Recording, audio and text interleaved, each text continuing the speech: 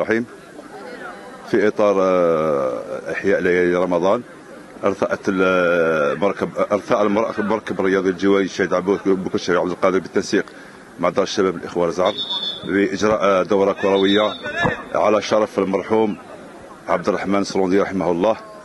نتمنى نشارك فيها 12 فريق، وتبدأ هذه الدورة من اليوم، من هذه الليلة إلى غاية 28 رمضان إن شاء الله.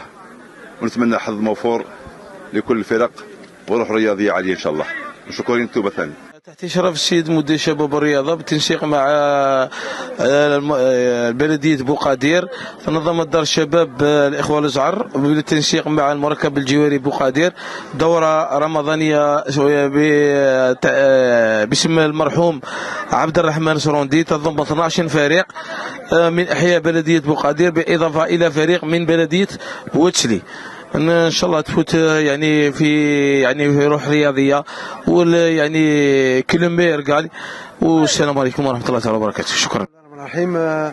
نشكر كل من ساهم في انجاز هذه الدوره. الاخ تاعي المرحوم سروندي عبد الرحمن، ربي يرحمه ان شاء الله، اللي توفى يوم 22 فبراير 2025. الله يجعل ان شاء الله ربي يصبر الاهل تاعو ويصبر كاع رمزي رمزي سامع او جبتك هنا باترون روح معاه روح.